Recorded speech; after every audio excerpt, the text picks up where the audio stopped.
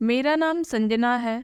मैं आप सबको आज अपनी एक ऐसी कहानी सुनाने जा रही हूँ जिसको सुनकर आपका दिल भी कांप उठेगा। क्योंकि कभी-कभी जिंदगी हमारी मदद उस रास्ते पर करती है जहाँ पर हमें किसी से मदद की उम्मीद भी नहीं होती। मेरी उम्र 20 साल थी। मैं अपनी जिंदगी में बहुत खुश थी क्योंकि सब कुछ बिल्कुल ठीक चल रहा था। मेरी आदत थी कि मैं गरीबों की बहुत मदद किया करती थी। मैं किसी को तकलीफ में नहीं देख सकती थी। ना जाने क्यों दूसरों की तकलीफ देखकर मुझे अपनी तकलीफ का अंदाजा बखूबी हो जाता था। शादी से पहले मैं एक स्कूल में जॉब किया करती थी। मेरी मम्मी तो इस दुनिया में नहीं थी।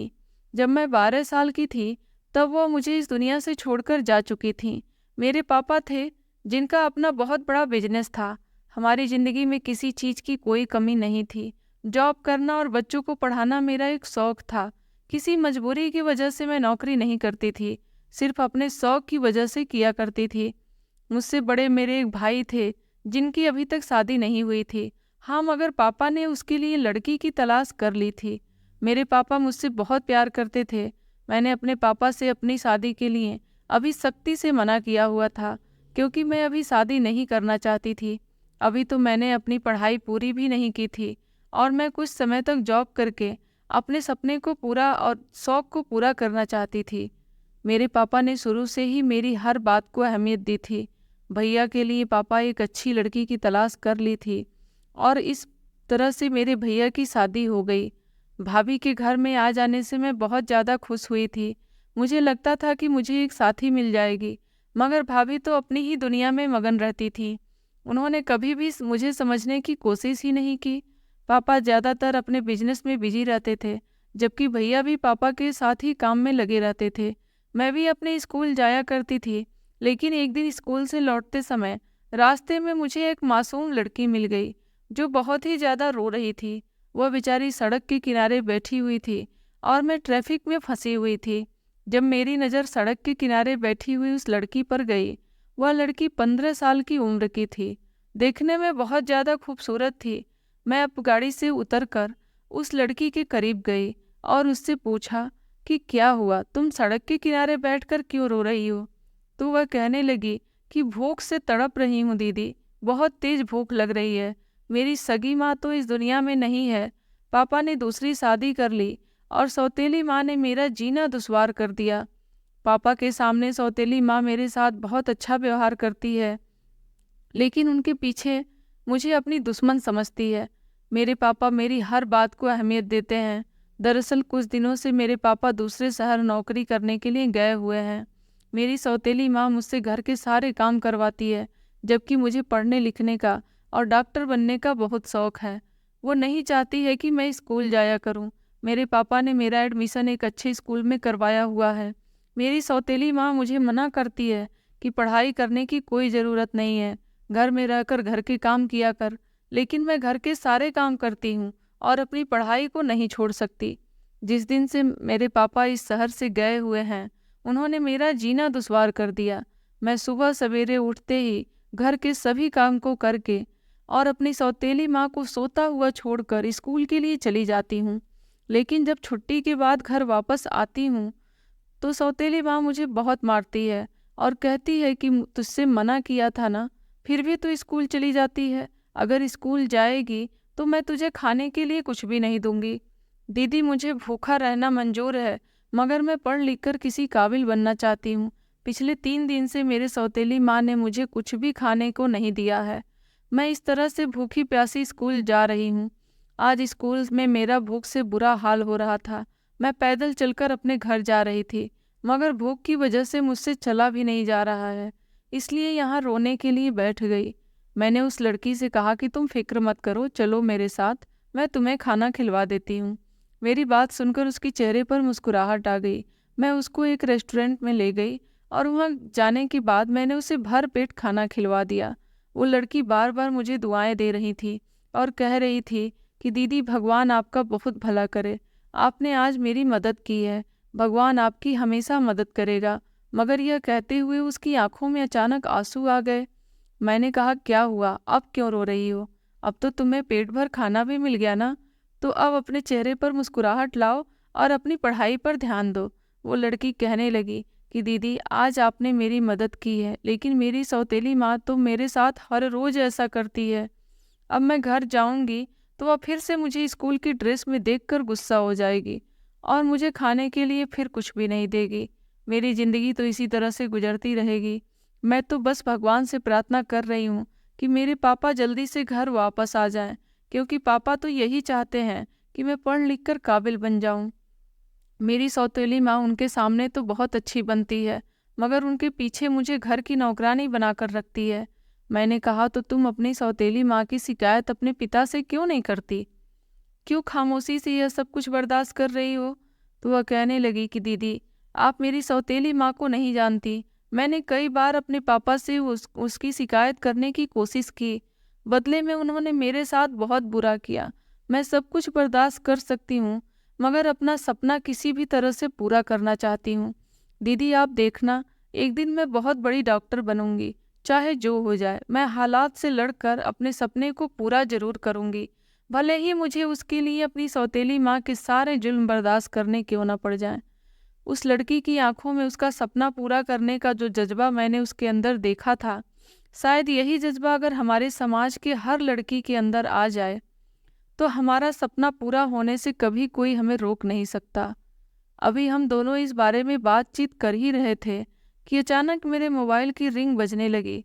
मैंने देखा तो मेरे घर से मेरे लिए कॉल्स आ रही थी। मैंने उस बच्ची से कहा कि तुम यहाँ पर बैठो और कुछ खाना चाहो तो खा सकती हो, मैं बिल पे कर दूंगी, लेकिन अब मुझे जाना होगा। मैं भी एक स्कूल में टीचर की नौकरी करती हूँ। मुझे भी बच्चों का पढ़ाने को बहुत शौक है। मैं अपने घर जा रही थी। मुझे घर पहुँचने में देर हो गई, इसलिए मेरे घर से कॉल्स आ रहे हैं। ये कहकर मैं उस लड़की के पास से उठ गई थी। अगले दिन फिर से मुझे वह लड़की उसी सड़क पर के किनारे मुंह लटकाए बैठी हुई थी।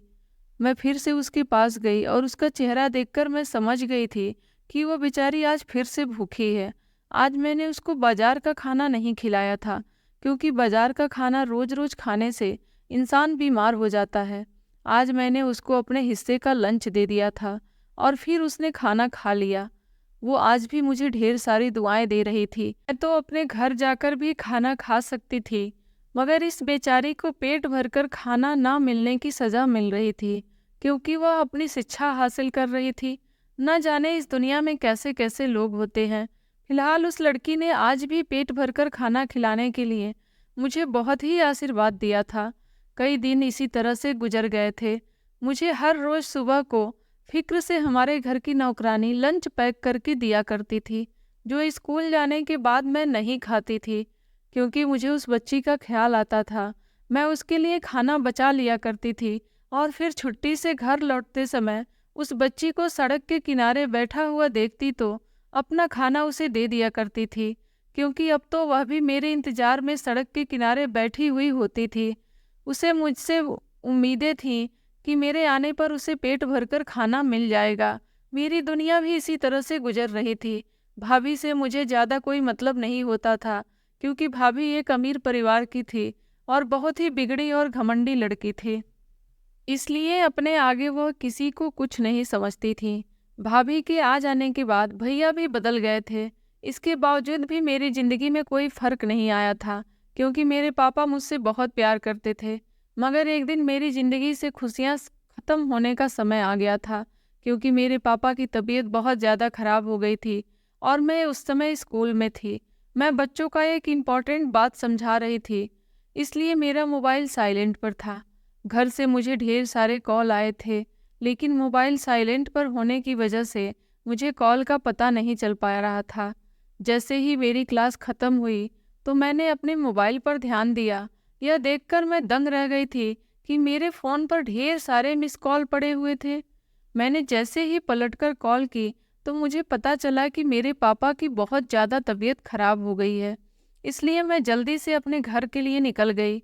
घर जाकर मुझे पता चला कि पापा को अस्पताल में एडमिट करवाया गया है। मैं फ़ौरन ही घर से अस्पताल के लिए निकली और जब अस्पताल पहुंची तो वहां जाकर पता चला कि जस्ट अभी पापा की मौत हुई है और वह मुझे याद करते करते इस दुनिया से चले। वह दिन मेरी ज़िंदगी का सबसे भयानक दिन था, क्योंकि उस दिन के बाद से ही मेरी ज़िंदगी में बुरा समय आना शुरू हो गया था। अपने पापा की मौत पर मैं फूट फूट कर रोई थी, क्योंकि एक मेरे पापा ही थे जिन्होंने मुझे माँ और पिता दोनों का प्यार दिया था। भले ही वह अपने बिजनेस में बहुत ज़्यादा बिजी रहते थे, लेकिन उन्होंने अपनी बेटी के साथ प्यार करने पर कभी कोई कमी नहीं छोड़ी थी। भाभी के आ जाने के बाद भैया ने अपनी बहन पर ध्यान देना बंद कर दिया था, लेकिन मेरे पापा एक ऐसे इंसान थे जिन्होंने मेरी छोटी छोटी खुशियों का ख्याल रखा था। और आज मेरा इतना ख्याल रखने वाला इंसान मुझसे जुदा हो गया था। अपने पापा की मौत का सदमा मुझे काफ़ी दिनों तक रहा था, जिसकी वजह से मैंने स्कूल जाना भी छोड़ दिया था और अब मैं ज़्यादातर घर में ही रहती थी। मेरे चेहरे से हंसी तो बिल्कुल ख़त्म ही हो गई थी, क्योंकि मेरे पापा का मौत का सदमा डायरेक्ट मेरे दिल को जाकर लगा था। मैं हर रोज़ अपने पापा को याद करके रोती रहती थी। भाभी जब यह सब देखती कि घर में मैं सारा दिन अपने आप को कमरे में बंद रखती हूँ, तो उन्होंने अपने दोस्तों को अपने घर पे बुलाना शुरू कर दिया, क्योंकि अब उनको रोक टोक करने वाला कोई भी नहीं बचा था। पापा की मौत के कुछ दिनों बाद भैया ने दोबारा से ऑफिस जाना शुरू कर दिया था और मैं पापा के सदमे को दिल से लगाए बैठी कमरे में बंद रहती थी। भाभी से कोई कुछ कहने वाला भी नहीं था। भाभी अपनी फ्रेंड को घर बुलाती ही थी, साथ ही साथ खूब पार्टियां भी करती थी। एक दिन मैं कमरे में ही थी कि मुझे तेज गानों की आवाज़ आ रही थी और यह आवाज़ तो हमारे ही घर से आ रही थी। मैं अपने कमरे से बाहर निकली तो देखा कि भाभी अपने फ्रेंड के साथ हॉल में गाने बजाकर डांस कर रही थी। मैं फौरन ही उन लोगों के पास गई और मैंने जोर से म्यूजिक सिस्टम पर हाथ दे मारा था, जिसकी वजह से वह बंद हो गया था। मैंने भाभी से कहा, भाभी आपको शर्म नहीं आती? अभी पापा की मौत को हुए ही कितने दिन हैं और आप यहाँ अपने दोस्तों को बुलाकर नाच गाना कर रही हैं। मेरी भाभी कहने लगी, तो क्या तुम्हारी तरह तुम्हारे बाप की मौत का सदमा दिल को लगाए रहूं? क्या वह तुम्हारा बाप था, मेरा नहीं। मैंने भाभी से कहा कि आप यह कैसी बातें कर रही हो? पापा आपके ससुर थे, जिन्होंने आपको बहू नहीं बल्कि हमेशा बेटी समझा था। आपको ऐसे शब्द पापा के लिए अपने मुंह से नहीं निकालने चाहिए। अगर यह बात भैया को पता चल गई तो आप जानती हो कि भैया आपसे कितना नाराज होंगे। भाभी कहने लगी, यह बात उनको बताएगा कौन, तुम या फिर मैं? तुम फिक्र मत करो, तुमसे पहले यह बात मैं ही उनको खुद ही बता दूंगी। और हाँ, आइंदा अगर तुमने मेरे किसी भी मैटर में रोक टोक करने की कोशिश की तो मुझसे बुरा तुम्हारे लिए कोई भी नहीं होगा। मैंने भाभी के हाथ पर ध्यान दिया तो वह देखकर मैं दंग रह गई थी, क्योंकि उनके हाथ में शराब का गिलास था, जबकि उनकी बाकी सारी फ्रेंड्स के भी हाथ में ड्रिंक्स के गिलास थे। मैं हैरान रह गई थी। मैंने कहा, भाभी आप हमारे ही घर में शराब पी रही हो? हमारे घर में आज तक किसी ने भी शराब को हाथ नहीं लगाया।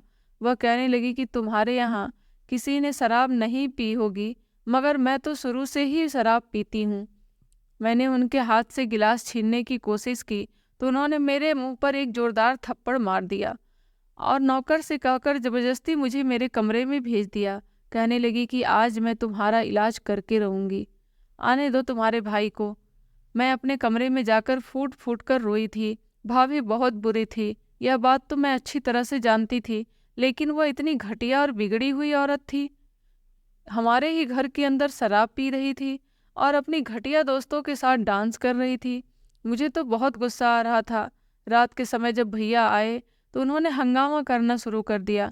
हंगामे की आवाज़ सुनकर जैसे ही मैं अपने कमरे से बाहर गई तो भैया ने कहा कि तुमने आज मेरी पत्नी को उसकी दोस्तों के सामने इंसल्ट की है। मैंने देखा तो भाभी की आंखों में आंसू थे। मैंने कहा, भैया मैंने भाभी की कोई इंसल्ट नहीं की। तो भैया कहने लगी, देखो अपनी भाभी को जब से मैं ऑफिस से आया हूँ रोए जा रही है और उसकी दोस्तों ने भी मुझे फ़ोन करके बताया है कि तुम्हारी बहन बहुत बदतमीज है। आज उसने हम सबके सामने तुम्हारी पत्नी पर हाथ उठाया। बताओ, क्या वो अभी झूठ कहेंगी? भैया की बात सुनकर तो मेरे पैरों तले ज़मीन निकल गई थी कि भला मैं भाभी पर हाथ कैसे उठा सकती हूँ, जबकि हाथ तो उन्होंने मुझ पर उठाया था। मगर मैं समझ गई थी कि यह सब मेरी भाभी को रोक टोक करने की सजा है। भैया ने उसी दिन फैसला कर लिया था कि वह मेरी शादी करा देंगे और फिर ऐसा ही हुआ। भाभी मुझे घर से निकालने में कामयाब रही थी। मैं शादी के बाद विदा होकर अपने ससुराल आ गई थी। मैं नहीं जानती थी कि मेरी शादी किसके साथ हुई है। हाँ, मगर जिस घर में मेरी शादी हुई थी, मेरे पापा अगर जिंदा होते तो कभी भी ऐसे परिवार में मेरी शादी नहीं करते, क्योंकि वह मिडिल क्लास लोग थे। भाभी ने अपनी दुश्मनी मुझसे निकालने के लिए जानबूझकर भैया से कहकर मेरी शादी ऐसे परिवार में करवाई थी जहाँ पर मैं खुश ना रह सकूं। मेरे ससुराल में मेरे पति के अलावा उसकी माँ और उसका एक छोटा भाई भी था।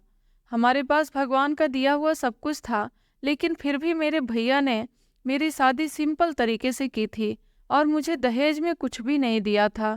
जब मैं इन लोगों के घर आ गई तो मेरा पति मेरी खूबसूरती का तारीफ करता था। उसको देखकर लगता था कि वह मुझे चाहता है, मगर नीयत खराब तो मेरी सास की थी, जो बात बात पर मुझे ताना दिया करती थी कि इतने बड़े घर की बेटी होने के बावजूद भी तुम खाली हाथ हमारे घर आई हो। मैं उनको यही समझाने की कोशिश करती थी कि शादी करना अगर बेटियों की बस की बात होती तो वह अपनी मर्जी के मुताबिक शादी करती। मैंने तो अपने घर की इज्जत को बचाने के लिए अपने भाई की मर्जी से शादी की है। मेरी सास इस बात पर मुझे खूब डांटती थी, कहती थी कि तुम बड़े घर की बेटियों को इस तरह से जुबान चलाने बहुत आता है, मगर तुम्हें इस घर में सुकून से रहने का हक तभी मिलेगा जब तुम अपने हिस्से का दहेज लाकर हमें दोगी। मैंने अपनी सास से कहा कि मैं आपकी बात का कोई मतलब नहीं समझ पाई, तो वह कहने लगी कि तुम जानती हो कि हम गरीब लोग हैं, मेरे दोनों ही बेटे मजदूरी करते हैं, तो अपने बेटे के लिए तुम्हें इस घर में मैं बहू बनाकर लाई, इसलिए लेकर आई थी ताकि तुम्हारे आने से ढेर सारा दहेज आएगा और तुम्हारे घर वाले दहेज में कुछ रकम भी देंगे, जिससे मेरा बेटा अपना कारोबार शुरू कर सकेगा। मगर तुम तो यहाँ खाली हाथ आ गई थी। अब भला बताओ हमारे घर का गुजारा कैसे चलेगा। तुम्हारी भाभी ने तो मुझे भरोसा दिलाया था कि वह अपनी ननद को दहेज देख में ढेर सारा सामान और मोटी रकम के साथ विदा करेंगी, मगर तुम्हारी भाभी तो बड़ी चालाक और झूठी औरत निकली। उसने तो खाली हाथ ही तुम्हें हमारे घर भेज दिया। मैं चाहती हूँ कि तुम अपने मायके जाओ और वहाँ जाने के बाद अपने भाई से कहो कि तुम्हारे हिस्से का दहेज तुम्हें दे दे। मैंने कहा, आप ही किस तरह की बातें कर रही हैं। मैं इतनी गिरी हुई नहीं हूँ कि मैं उन लोगों के पास जाकर अपने दहेज के पैसे मांगूंगी। बस मैं जिस तरह से यहाँ आ गई हूँ वही बहुत है। मेरे सास ने मेरे बाल को पकड़ लिया और मुझसे कहने लगी, फिर इस घर में तुम्हें खाना तब तक नहीं मिलेगा और इस घर की बहू बनने का हक भी तुम्हें नहीं मिलेगा जब तक तुम पैसे लाकर नहीं दोगी। मैंने अपनी सास से कहा कि आपको मुझे कुछ भी कहने का कोई हक नहीं है, मैं इस बारे में अपने पति से बात करूंगी। मेरी सास कहने लगी कि जिससे भी जो भी बात करनी है करो, मगर मुझे अपने बेटे के कारोबार के लिए तुम पैसे लाकर दोगी। मैं नहीं चाहती कि मेरा बेटा मजदूर बनकर सारी जिंदगी गुजारे। अपनी सास की बात से मुझे बहुत तकलीफ पहुंची थी और मैं बहुत रोई थी। उन्होंने मुझ पर अत्याचार करने शुरू कर दिए थे। घर के सारे काम मुझसे करवाया करती थी और सारे लोगों के सामने मुझे जलील करती थी। मोहल्ले की कोई औरत अगर उनके पास आकर बैठ जाती थी और कहती थी कि तुम बहुत भाग्यशाली हो कि इतने अमीर घर की बहू तुम्हें मिली है, कितनी सुंदर है और कितनी पढ़ी लिखी भी है, तो वह इस बात पर कहती थी कि इसकी सुंदरता पर मत जाया करो, भले ही ये अमीर घर की है, मगर दहेज में इसके भाई ने इसके अलावा हमें कुछ भी नहीं दिया। जबकि मैंने अपना इतना हट्टा कट्टा बेटा इसके हवाले कर दिया, तो इसके बदले में अपने पति की मदद तो करनी ही चाहिए।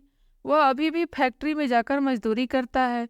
ये चाहे तो अपने भाई से कुछ रकम लाकर हमें दे सकती है ताकि मेरा बेटा अपना कारोबार शुरू कर सके, मगर इसे तो इस बात की तमीज ही नहीं है कि इसका पति परेशान है।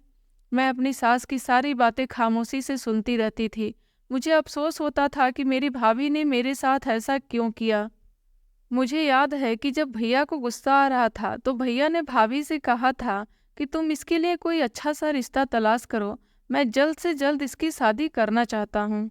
मैं नहीं चाहता कि पापा के मरने के बाद यह हमारी शादीशुदा जिंदगी में जहर घोल दे। भैया को ऐसा लगता था कि मैं उनका और भाभी का रिश्ता खराब करने की कोशिश कर रही हूँ, मगर असल में तो उन्होंने मेरी पूरी जिंदगी को खराब कर दिया था। मैं अपने पति को उसकी माँ की बातें बताती तो मेरा पति कहता था कि मेरी माँ कुछ गलत नहीं कह रही है। अगर मेरे कारोबार के लिए तुम अपने भाई से थोड़े से पैसे ले लोगी तो इसमें कोई गलत बात नहीं है, यह तुम्हारा हक है। आखिर तुम अपने ही तो पैसे उन लोगों से मांग रही हो क्योंकि उन्होंने तुम्हें दहेज में कुछ भी नहीं दिया था। अपने पति की बात पर मैंने कहा, तुम कैसी बातें कर रहे हो, मुझे अच्छा नहीं लगेगा वहाँ पर उनसे पैसे मांगते हुए। वह कहने लगा कि तुम लड़कियों की यही परेशानी होती है। तुमने मेरी मम्मी को नहीं देखा, उन्होंने मेरे पापा के लिए कितने सेक्रीफाइस किए हैं, और तुम हो कि अपने भाई से मेरे लिए कारोबार के लिए पैसे नहीं मांग सकती। मेरा पति मुझसे इस बात पर नाराज रहने लगा था। कई साल इसी तरह से गुजर गए थे और फिर मेरी सास ने अपने छोटे बेटे का रिश्ता तय कर दिया था और उन्होंने मेरे देवर की शादी भी एक अमीर परिवार में तय कर दी थी। लड़की वालों से मेरी सास ने यही बताया था कि उनकी बड़ी बहू भी बहुत अमीर परिवार की है। उन्होंने ज़बरदस्ती उन लोगों से बड़ाइयाँ मारी थीं, जबकि मेरा देवर भी इस लड़की को बहुत पसंद करता था। मेरे देवर का रिश्ता पक्का हो चुका था। मेरी सास को इस बात का बहुत घमंड था कि आने वाली बहू ढेर सारा दहेज लेकर आएगी।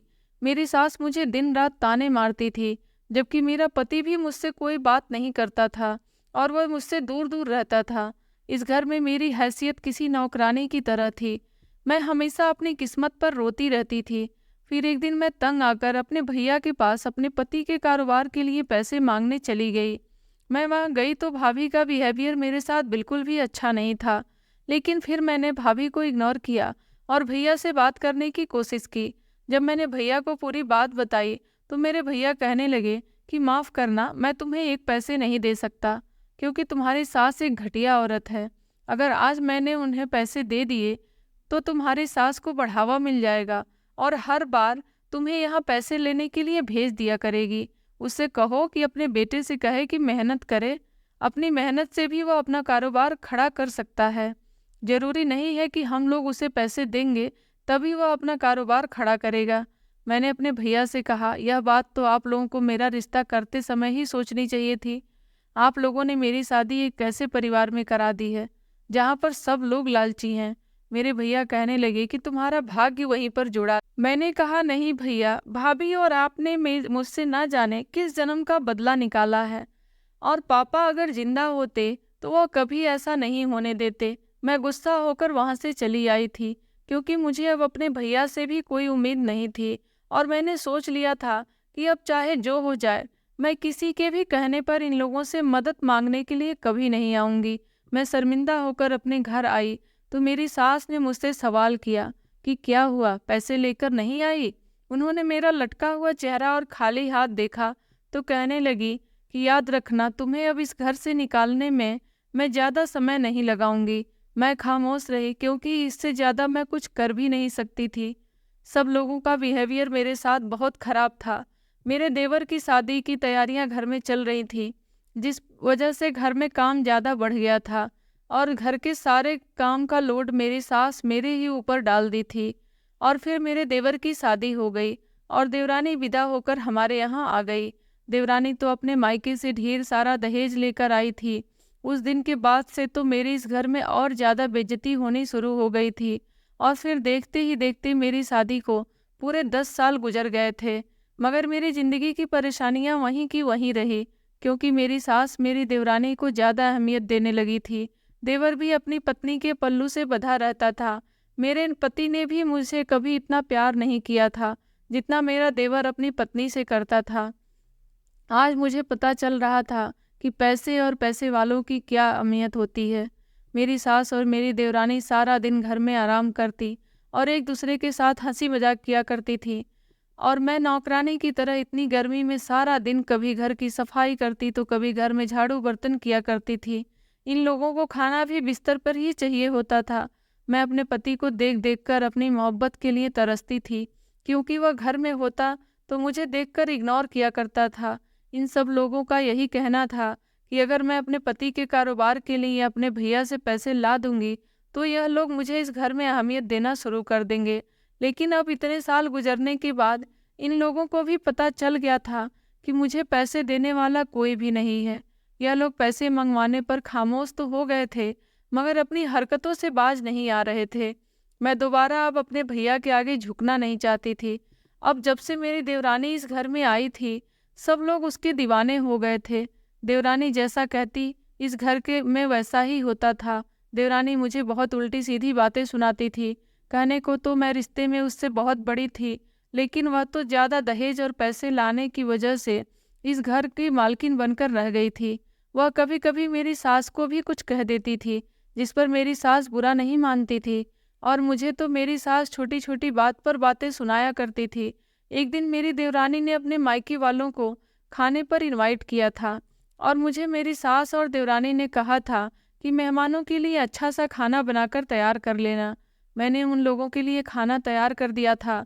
रात को जब सब लोग एक साथ खाना खा रहे थे, तो मेरी देवरानी की मम्मी ने मेरी तरफ देखा और कहा कि बेटा, तुम भी अपनी अपनी जेठानी से भी कह दो कि हमारे साथ बैठकर खाना खा लेगी। मेरी देवरानी ने मेरे ही मुंह पर आसानी से कह दिया था कि मम्मी, ये मेरी जेठानी नहीं है, बल्कि इस घर की नौकरानी है। उसकी बात सुनकर उसकी मम्मी अचानक चौंक गई थी। फिर उसने सफाई देते हुए कहा कि मम्मी, आप नहीं जानती हैं, ये खाली हाथ यहाँ पर आई थी, इसलिए इसकी हैसियत इस घर में बहू की नहीं बल्कि नौकरानी की है। यह बात सुनकर मेरी सास और देवरानी जोर जोर से हंसने लगी, जबकि उन लोगों के सामने मेरी खूब इंसल्ट हो रही थी। उस दिन मुझे बहुत बुरा लग रहा था और मैं बुरी तरह से रो रही थी। मेरी शादी को धीरे धीरे 10 साल पूरे हो गए थे, लेकिन अभी तक मेरे पास कोई औलाद नहीं थी, क्योंकि मेरा पति मुझे समय ही नहीं देता था। मेरी देवरानी की एक खूबसूरत बहन भी थी। मैंने नोटिस किया था कि अब वह हमारे घर पर ज़्यादा आने लगी थी और मेरे पति पर डोरे भी डालने लगी थी। मुझे उसका यह सब करना बिल्कुल भी पसंद नहीं था, इसलिए मैंने अपनी सास से उसकी शिकायत लगाई थी। मेरी सास ने कहा कि तुमने तो हमारे बेटे के लिए कुछ भी नहीं किया। अब अगर मैं छोटी बहू की बहन को इस घर में तुम्हारी जगह अपनी घर की बड़ी बहू बनाकर ले आऊंगी, तो मुझे बहुत फायदा होगा, और मेरे बेटे को भी इस बात से कोई एतराज नहीं है। मैं तो अपनी सास की यह बात सुनकर दंग रह गई थी। आखिर मुझे इस घर में रहते हुए 10 साल गुजर गए थे। अब अगर मेरे पति ने मुझे छोड़ दिया तो मैं कहाँ जाऊंगी? मैंने सास से कहा कि आप ऐसा कुछ नहीं कर सकती हैं। अभी मैं इस बात पर अपनी सास से बहस कर ही रही थी कि अचानक मेरी देवरानी हम लोगों के बीच आ गई और कहने लगी कि क्या हुआ, किस बात पर बहस हो रही है। मैं तो खामोश हो गई थी, मगर मेरे मुंह पर ही मेरी सास ने कहा कि कुछ नहीं बहू, इससे कह रही हूँ कि अगर यह हमारे घर से चली जाए, क्योंकि मैंने अपने बेटे के लिए लड़की तलाश कर ली है। मेरी देवरानी कहने लगी, अच्छा मम्मी जी, आपने किस लड़की को भैया के लिए देखा है? जरा मुझे भी तो बताइए, क्योंकि अगली बार आप इस जैसी लड़की को उठाकर मत ले आना। कोई खानदानी लड़की लेकर आना जो अमीर परिवार से बिलोंग करती हो। मेरी सास कहने लगी, अरे बहू, मैंने सोचा है कि तुम्हारी छोटी बहन को ही तुम्हारी जेठानी बना दूं। सास की बात सुनकर अचानक मेरी देवरानी के चेहरे पर मुस्कुराहट आ गई थी और वह कहने लगी कि आप तो यह बात बिल्कुल ठीक कह रही हो मम्मी जी। इस तरह तो हम दोनों बहनें इस घर पर राज करेंगे, और आप फिक्र ना करें, मैं अपने पापा से इस बारे में बात करूंगी। मैं और मेरे पापा ने जिस तरह मेरे पति को बिजनेस करवाया है, इसी तरह मेरे जेठ को भी बिजनेस करवा देंगे। तब जाकर अपना परिवार एक खानदानी परिवार बनेगा, और इस जैसी घटिया लड़की को तो आपको अभी इसी वक्त घर से बाहर निकाल देना चाहिए। मैंने अपनी देवरानी से कहा, तुम इस तरह से मेरे साथ किस तरह से बात कर रही हो, ऐसे शब्द का इस्तेमाल कर रही हो? मेरी देवरानी मेरे करीब आई और मुझे घूरते हुए कहने लगी कि हाँ, मैं तुम पर इससे भी घटिया शब्द इस्तेमाल कर सकती हूँ, तो तुम क्या कर लोगी? मैंने अपनी देवरानी से कहा कि जबान संभाल कर बात करो, तो वह कहने लगी, तुम जैसे घटिया लड़कियों के साथ तो इसी तरह से बात की जाती है, ना जाने किस पाप पाप की गंदगी हो तुम।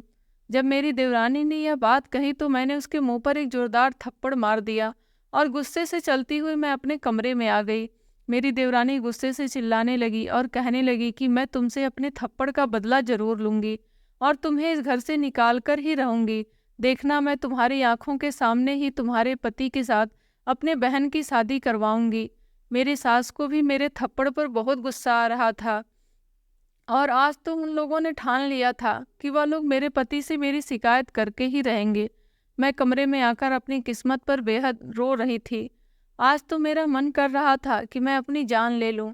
मुझे अपनी ज़िंदगी बहुत बुरी लग रही थी, समझ नहीं आ रहा था कि मैं क्या करूं। मैं रोते रोते ही सो गई थी।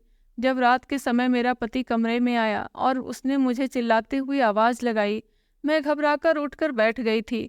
मैं जानती थी कि आज ये सब कुछ तो होना ही था, क्योंकि मेरी देवरानी मेरे पति को मेरे खिलाफ भड़का चुकी थी। मेरा पति मुझ पर बहुत गुस्सा कर रहा था। उसने कहा था कि तुमने सुमन पर हाथ उठाया कैसे? तुम नहीं जानती कि वह कितने अमीर पिता की बेटी है। तुम्हें अरेस्ट भी करवा सकती है। मैंने इस बात की अपने पति को कोई सफाई नहीं दी थी, क्योंकि कई साल पहले भी मैं अपनी भाभी के हाथ से थप्पड़ खाने के बावजूद इल्ज़ाम अपने ही ऊपर लगा चुकी थी। आज तो फिर भी मैंने अपनी देवरानी पर हाथ उठाया था। मैं खामोश रही थी। मेरा पति मुझसे जो भी कहता रहा, मैं खामोशी से सुनती रही और रोती रही, क्योंकि ऐसा करने के अलावा मेरे पास कोई रास्ता नहीं था। अब तो मेरी देवरानी और मेरी सास मेरे और भी ज़्यादा पीछे पड़ गई थी। उन लोगों ने मेरा घर में रहना एक एक मिनट के लिए दुश्वार कर दिया था। शाम का टाइम था जब मैं इन सब लोगों के लिए चाय बना रही थी। तभी अचानक दरवाजे पर दस्तक हुई। मैं जैसे ही दरवाज़ा खोलने गई तो दरवाजे पर एक डिलीवरी बॉय खड़ा हुआ था और वह मेरी देवरानी का नाम पूछ रहा था। कह रहा था कि उनके लिए एक पार्सल है। मैंने अपनी देवरानी को डिलीवरी बॉय के बारे में बताया तो वह जल्दी से पार्सल लेने के लिए आ गई थी, मगर उसने मुझे दरवाजे से वापस भेज दिया था और कहा था कि जाओ, जाकर अपना काम करो, हम लोगों को क्यों देख रही हो। मैं वहां से हट गई थी और अपने काम में बिजी हो गई थी। मैं नहीं जानती थी कि मेरी देवरानी ने क्या मंगाया है। मेरी देवरानी बार बार मेरे पति को मेरे खिलाफ भड़का रही थी और उसको यह लालच दे रही थी कि आप इसे छोड़ दोगे तो मैं अपने बहन की शादी आपसे करवा दूंगी। लेकिन मेरे पति के दिल में अभी भी मेरे लिए ज़्यादा मोहब्बत तो नहीं, मगर थोड़ी सी दरिया दिली जरूर थी। इसलिए वह तभी तो मुझसे वह इतनी हमदर्दी रखता था कि मुझे छोड़ नहीं रहा था।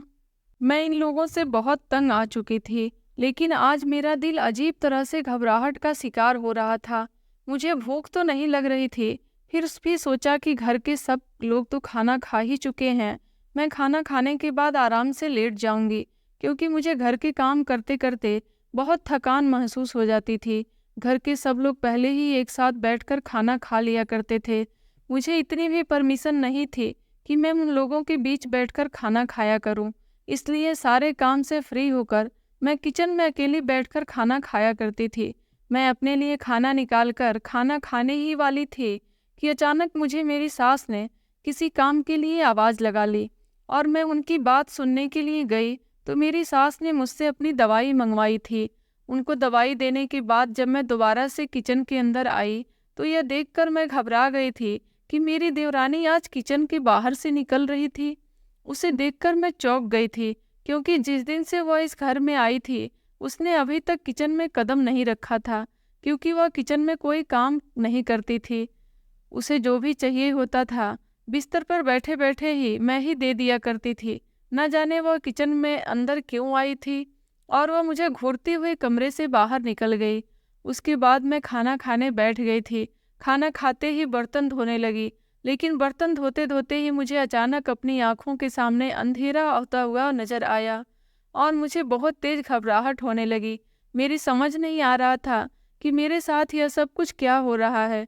मैं बहुत ज़्यादा डर रही थी, क्योंकि मेरा दिल उल्टी से भर भर कर आ रहा था, मगर मुझे उल्टी भी नहीं हो रही थी। जैसे ही मेरी आंखों के सामने पूरी तरह से अंधेरा छा गया और मैं बेहोश हो गई तो मैं ज़मीन पर गिर गई थी। फिर मुझे पता ही नहीं चला कि मेरे साथ क्या हुआ और मुझे कब यह लोग अस्पताल लेकर गए, क्योंकि जब मैंने अपनी आंखें खोलकर देखा तो मेरे पास कोई भी नहीं था। मैं अस्पताल के बेड पर पड़ी हुई थी। मैंने चिल्लाना शुरू कर दिया तो एक नर्स आई और उसने मुझे शांत रहने के लिए कहा। कहने लगी कि लेटी रहो। मैंने कहा, मैं कहाँ हूँ और मुझे यहाँ कौन लेकर आया है? मेरी बात सुनकर नर्स कहने लगी कि तुम तसल्ली रखो, मैं अभी डॉक्टर को बुलाकर लाती हूँ। तुम्हारी तबीयत ठीक नहीं है। थोड़ी देर के बाद जब डॉक्टर आई तो उसने मुझे चेक किया और वह मेरी तरफ बड़े गौर से देखने लगी और कहने लगी, क्या आप मुझे पहचान गई हैं? मैंने कहा, मैं आपको नहीं पहचानती, लेकिन यह बताओ कि यहाँ मुझे कौन लेकर आया और मुझे क्या हुआ है? वह डॉक्टर मेरा चेकअप करते हुए कहने लगी, दरअसल आपको जहर दिया गया था। आप जिंदगी और मौत के जंग के बीच लड़कर आज यहाँ अपनी आंखें खोल पाई हैं।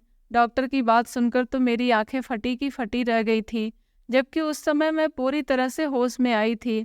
डॉक्टर कहने लगी कि आपके आरोपी को मैं जेल पहुंचाने की पूरी तैयारी कर चुकी हूँ, बस पुलिस आपके बयान का इंतजार कर रही है। अब आप होश में आ गई हैं और कुछ सही सलामत लग रही हैं। मैं थोड़ी देर में पुलिस को बुला लूँगी, वो आपका बयान ले लेंगे और आपके आरोपी को जेल के पीछे कर देंगे।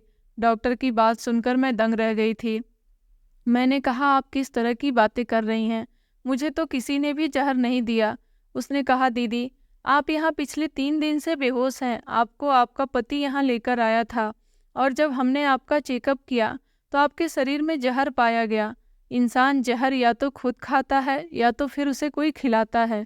जब वो खुद खाता है तो ज़रूर खुदकुशी करने की कोशिश करता है, और अगर उसे ज़बरदस्ती से खिला देता है कोई तो वह उसे मारने की कोशिश करता है।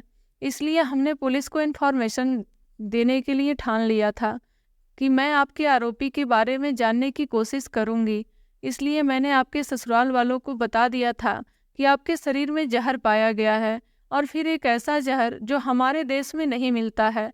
इस जहर को दूसरे देश से मंगवाया गया है, और जिसने आपको ये जहर दिया है वह यह बात अच्छी तरह से जानता है कि जहर को कितनी क्वांटिटी में देना है, और उतनी ही क्वांटिटी में देने पर इंसान की मौके पर ही मौत हो सकती है। जब आप यहाँ आई थी तो आपकी हालत बहुत ख़राब थी। मैंने आपको बचाने में एड़ी से चोटी का जोड़ लगा दिया और अब पुलिस को भरोसा दिलाया है कि मैं आपको बचाकर ही रहूँगी। मगर मैंने देखा था कि आपके घर की एक औरत जो रिश्ते में अपने आप को आपकी देवरानी बता रही थी, वह बार बार यहाँ आपकी हालात जांचने के लिए आ रही थी और बहुत परेशान नज़र आ रही थी। बाकी घर वालों को तो कोई ऐसी दिक्कत नहीं थी, सब लोग शांत बैठे हुए थे। यहाँ तक कि आपके पति को तो आपसे कोई मतलब ही नहीं था। वह आपको यहाँ एडमिट कराने के बाद खुद यहाँ से चला गया, जबकि पुलिस केस हो जाने पर उन सब लोगों से कह दिया गया था कि डॉक्टर आपको बचाने की कोशिश कर रही है और आप जैसे ही होश में आएंगी तो आपका बयान ले लिया जाएगा। उसके मुताबिक पता चल जाएगा कि आपको जहर किसने दी थी। मैंने कहा, लेकिन मुझे तो पता ही नहीं कि मुझे जहर दिया गया है, मगर इतना ज़रूर याद है कि खाना खाने के बाद मुझे चक्कर आने लगे थे और मैं बेहोश हो गई थी। मेरी बात सुनकर डॉक्टर कहने लगी, लेकिन मैं जानती हूँ आपको जहर किसने दिया था, क्योंकि हम लोग आपको होश में लाने की कोशिश कर रहे थे और यह पूरा केस आपके बयान पर डिपेंड है। जब आपके घर वालों को यह बात पता चली तो आपकी देवरानी मेरे पास आई थी। मैं समझ गई थी कि ज़रूर वह अपने किसी मकसद से ही मेरे पास आई है, इसलिए मैंने उससे बात करने की पूरी तैयारी कर ली थी। उसने मुझे 10 लाख दिए और पैसे मेरे सामने रखते हुए कहने लगी कि डॉक्टर, किसी भी तरीके से मेरी जेठानी बचनी नहीं चाहिए, उसे मार कर इस केस को ख़त्म कर दिया जाए। आप पुलिस को बता देना कि संजना इलाज के दौरान मर गई। इस तरह यह केस यहीं ख़त्म हो जाएगा और हम दोनों के बीच जो बात हो रही है इस बारे में किसी को मत बताना। यह पैसे रखो और अपना मुंह बंद कर लो। मैंने कहा, तो इसका मतलब कि पेशेंट को आपने मारने की कोशिश की है? मेरी बात सुनकर पहले तो शर्मिंदा हुई, फिर कहने लगी कि जी हाँ, मैंने उसे जहर दे दिया है। मैं नहीं चाहती थी मगर धोखे से दे दिया है। मैंने कहा, धोखे से कोई किसी को जहर कैसे दे सकता है? तो उसने मुझे बताया कि अपनी जेठानी को मारकर अपनी छोटी बहन की शादी अपने जेठ से करवाना चाहती थी ताकि हम दोनों बहनें उस घर पर राज करें। और वैसे भी मेरी जेठानी को उस घर में कोई पसंद नहीं करता। मेरा जेठ उसे डाइवोर्स देने पर तैयार नहीं हो रहा था, इसलिए मैंने उसे मारने का प्लान किया और मैंने उसे जहर दे दिया था। उसकी पूरी बात पर मैंने उसे कहा कि आप फिक्र ना करें, आपकी जेठानी इस दुनिया से जल्द ही चली जाएंगी और यह केस क्लोज हो जाएगा। उसको तो मैंने तसल्ली दे दी थी, मगर उसे फंसाने की मैं पूरी तैयारी कर चुकी थी, क्योंकि मैंने अपने फ़ोन का रिकॉर्डर ऑन कर लिया था और हम दोनों की बातचीत मोबाइल में रिकॉर्ड हो गई। पुलिस को मैंने यह रिकॉर्डिंग दे दी और पुलिस पहले आपका बयान लेना चाहती है। उससे पहले पुलिस उनको अरेस्ट नहीं करेगी, क्योंकि जहर आपको ज़बरदस्ती नहीं बल्कि खाने में मिलाकर दिया गया था, जिससे शायद आप अनजान हैं। डॉक्टर की बात सुनकर तो मेरे होश उड़ गए थे कि मेरी देवरानी इतनी भी गिर सकती है। उसने मुझे मारने की कोशिश की। यह तो अच्छा हुआ कि डॉक्टर बहुत भली थी और उसने मुझे बचा लिया। फिर मैंने अपने दिमाग पर जोर डाला और मुझे याद आया कि इसका मतलब उस दिन मेरी देवरानी मेरे खाने में जहर मिलाने के लिए किचन में गई थी। मैंने डॉक्टर से हाथ जोड़कर कहा कि तुम्हारा बहुत बहुत शुक्रिया, वरना मुझे पता ही नहीं चल पाता और यह लोग मुझे इस दुनिया से भेज देते। इस दुनिया में इतने घटिया लोग रहते हैं कि अपने फायदे के लिए दूसरों की जान लेने पे भी उतर आते हैं। मैं बार बार उसका शुक्रिया अदा कर रही थी। डॉक्टर कहने लगी, आप बार बार मुझे शुक्रिया मत कहिए, क्योंकि मैंने आपके लिए कुछ एहसान का बदला चुकाया है। उसकी बात सुनकर अचानक से मैं चौंक गई थी। मैंने कहा, आपका क्या मतलब है डॉक्टर? तो वह कहने लगी, आपने मुझे नहीं पहचाना, मगर आपको मैं पहली नज़र में ही देखते ही पहचान गई थी। आपको याद नहीं, पिछले 10 साल पहले आपने एक लड़की को सड़क पर खाना दिया था। वो लड़की जो अपनी सौतेली माँ से तंग आकर सड़क पर भूख के मारे परेशान होकर दिन भर बैठी रहती थी और रोया करती थी, जिसको आप अपनी नौकरी से आते समय अपना लंच बॉक्स दे दिया करती थी, वह लड़की कोई और नहीं बल्कि मैं हूँ। और देखिए, आज पूरे 10 साल बाद मैं कामयाब डॉक्टर बन गई हूँ। अब मैं आपके आरोपियों को सजा दिलवाकर ही रहूँगी और अब मैं पुलिस को बुला रही हूँ। आप पुलिस को सारे बयान दे देना, क्योंकि आपके ससुराल वाले अच्छे लोग नहीं हैं और आपकी देवरानी ने आपको जान से मारने की कोशिश की है। उसकी बात सुनकर मुझे आज इस बात का एहसास हो गया था कि इंसान कभी किसी के साथ अच्छाई करता है तो वह उसे पलटकर जरूर मिलती है। और मेरी मदद आज इस लड़की ने की थी, जो अपनी लगन और मेहनत के साथ आज डॉक्टर बनकर मेरी आंखों के सामने खड़ी हुई थी। और उसने मेरा इलाज करके मेरी जान बचाई थी, बल्कि उसने मेरे आरोपियों को भी सजा दिलवाने की पूरी कोशिश की थी। मैंने उससे कहा था कि तुम पुलिस वालों को बुला लो, मैं उन्हें बयान देने के लिए तैयार हूँ। डॉक्टर ने पुलिस वालों को बुला लिया था। पुलिस वालों के पास सबूत तो पहले से ही थे, बस मेरे बयान के बाद और बात पक्की हो गई थी कि मुझे मेरे देवरानी ने जहर दिया था। इस तरह मेरी देवरानी को तो पुलिस ने अरेस्ट कर लिया था, लेकिन मैंने अपने ससुराल वालों को भी माफ़ नहीं किया था। उन लोगों ने भी मेरे पूरे 10 साल तक मेरी ज़िंदगी को नरक बना दिया था। मैंने अपने साथ हुआ एक एक अत्याचार पुलिस को बता दिया, जबकि पुलिस ने बाकी लोगों को भी दहेज उत्पीड़न के आरोप में गिरफ्तार कर लिया था। मेरा पति और मेरी सास मुझसे माफ़ी मांग रहे थे, लेकिन मैंने उनमें से किसी को भी माफ़ नहीं किया था, क्योंकि सारी ज़िंदगी उन लोगों ने मुझे बहुत परेशान किया। पुलिस ने जब मेरी देवरानी की मुंह से सारी सच्चाई उगलवा ली थी और मेरी देवरानी ने यह बात भी बता दी थी कि उसने यह जहर विदेश में रहने वाले अपने एक दोस्त से डिलीवर करवाया था, मैं तब समझ गई थी कि उस दिन वो डिलीवरी बॉय वही जहर लेकर आया था। इस तरह मेरे सारे आरोपियों को सज़ा मिल गई थी। डॉक्टर की तो मैं आज भी बहुत शुक्रगुजार थी। अस्पताल से डिस्चार्ज होने के बाद कुछ दिन तक तो मैं डॉक्टर के साथ ही उसी के घर पर रही थी, क्योंकि वह मुझे अपने साथ ले गई थी। कुछ दिनों बाद कि मैं अपने लिए एक रेंट पर घर देख लिया था। फिर एक दिन मेरी मुलाकात मेरे पापा के पुराने दोस्त से हुई, जो पापा के फैमिली लॉयर हुआ करते थे। वह मुझे देखते ही पहचान गए थे और कहने लगे कि बेटी, मैं तुम्हें न जाने कब से तलाश कर रहा हूँ, तुम मुझे आज इतने सालों के बाद मिली हो। उन्होंने मुझे एक ऐसी खबर सुनाई जिसे सुनकर मेरे होश उड़ गए थे। वह मुझे अपने साथ अपने ऑफिस ले गए और वहाँ जाने के बाद उन्होंने मुझे जायदाद के वो पेपर्स दिए जो मेरे पापा ने मरने से पहले मेरे नाम कर दिए थे। मरने से पहले मेरे पापा ने अपनी आधी प्रॉपर्टी भैया के नाम और आधी प्रॉपर्टी मेरे नाम कर दी थी।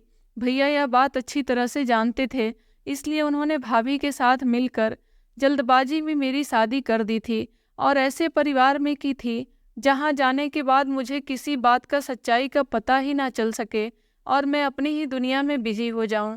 मगर लॉयर अंकल ने अपनी दोस्ती पापा के साथ इतनी गहरी निभाई थी कि उन्होंने भैया को मेरी जायदाद के हिस्से के पेपर नहीं दिए। उनका यही कहना था कि वो मेरे ही हाथ में मेरी जायदाद के पेपर देंगे। आज मेरा टकराव लॉयर अंकल से हुआ तो उन्होंने मेरी अमानत मुझे वापस कर दी और पापा की दी हुई प्रॉपर्टी मेरे अकेलेपन में बहुत काम आई थी। अब मैं किसी के सहारे अपनी ज़िंदगी नहीं गुजार रही थी, बल्कि मैंने अपने पापा की दी हुई प्रॉपर्टी से नया स्कूल बनवाया है और अब मैं अपनी ज़िंदगी अपने हिसाब से गुजार रही हूँ। दोस्तों, उम्मीद करती हूँ आपको हमारी कहानी पसंद आई होगी। कहानी पसंद आई हो तो वीडियो को लाइक करें और अगर हमारे चैनल स्टोरी विद वीरू पर नए हैं तो चैनल को सब्सक्राइब करें। धन्यवाद।